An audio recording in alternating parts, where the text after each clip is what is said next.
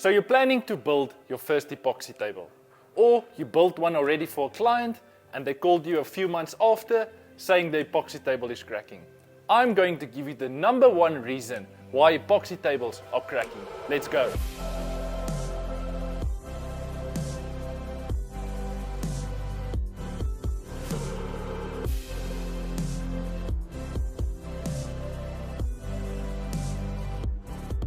So in this video, we are specifically going to discuss why epoxy tables are cracking. So with thousands and thousands of hours of research on how to build epoxy tables and years of experience in building these tables, I'm going to share with you my input and my knowledge, exactly what we went through. And I'm going to share with you exactly everything you need to do and don't do when you start building these tables. So the number one reason why epoxy tables are cracking.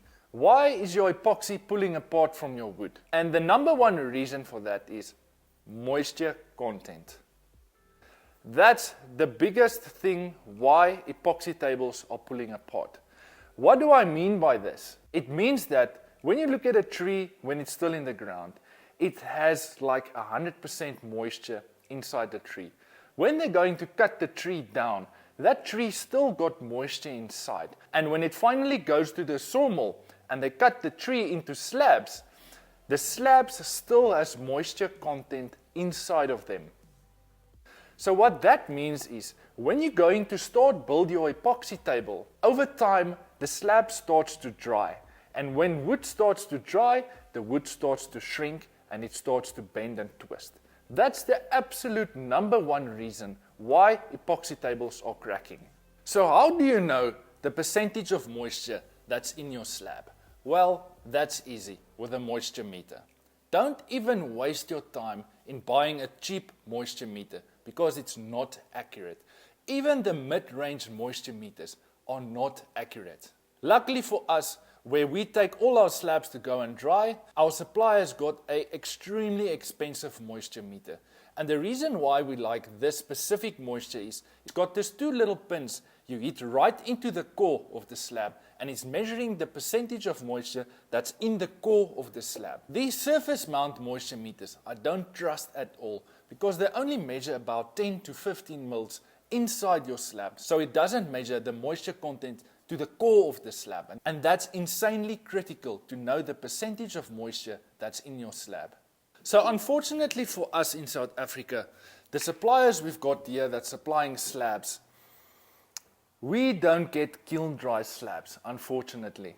The famous line all our suppliers tells us, all our slabs is 100% dry. This tree is lying here for more than 2 years. This tree has been cut 3 years ago. Well, that's a bunch of With our experience, the country I'm from, South Africa, you don't get dry slabs here. We've went from corner to corner of South Africa and we don't get dry slabs. This is the next point I want to get to.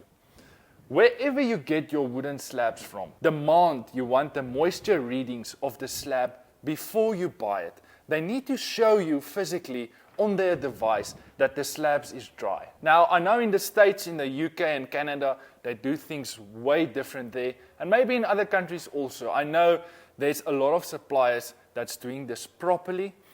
They've got this massive kiln ovens that the wood is stacked for months and months and maybe even years, and you can just walk in and buy a dry slab straight off the shelf. Unfortunately for us in South Africa, it doesn't work that way. All the slabs we buy from all the different suppliers, and even if they guarantee you the slabs are dry, it's not dry. And that's the main reason why your epoxy is cracking from your table. So at what moisture level does your slab need to be to do epoxy tables? Well, with our research and the way we build tables, we will strongly recommend anything under 12% is very good to build epoxy tables. And if you're planning on building a live edge table, anything under 18% would be perfect. And another thing to know how your slab is dry, and something you can check off the bat, is the bark will come off very easily. Well, not very easily, but it won't stick as much as on the wet slabs. So that's also a good way to see if your slabs is dry. The one thing you must always tell your clients, remember, wood is something that's alive.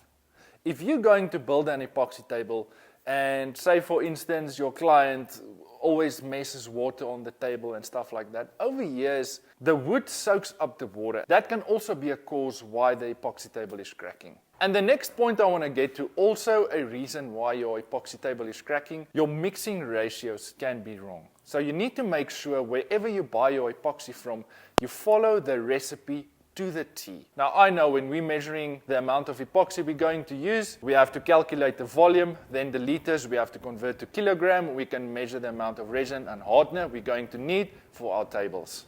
So the one question we get a lot from our fans and the social media platforms is, are we installing C channels on our tables? And the answer to that is, it all depends on the table we build. Some tables we install it, some tables we don't. So the specific tables we like to build and design needs to be about 50% epoxy and 50% wood. That's the design we like, and that's the style of epoxy tables we like to build. And most of our tables is transparent tables, or it will be a smoky table, and that's not going to allow us to install the C channel, because you don't want the C channel to run in between the epoxy, and that's not going to look nice. So the solution to this is you need to make sure the steel base you're building for the table needs to be solid. Don't go for the cheapest steel on the market. Buy very thick steel, 3 to 4 millimeters, and make sure the base you build for your table is a solid base. The steel beams you're going to install underneath your table needs to hold your table in place. Because remember, you already got the dry slab. So it already made it twists and turns and the cracks and all that stuff. So the table is pretty much set. So just to prevent the table from maybe the last bits and pieces of turning, you need to make sure you have a solid base. And that's going to prevent your table even from thinking of maybe twisting a little bit. You need to have a solid base. And I think we covered all the aspects of making sure you've got dry wood before you even start thinking of building your epoxy table. Next week we're going to launch another video and going into more depth of how to design and prep for your epoxy tables and how to build a mold for your epoxy tables. And if you want to stay updated with all our projects, I am going to leave a link down in the description where you can follow us on all our social media platforms, Instagram and Facebook. And make sure you hit the notification button so you stay updated with everything we are busy with.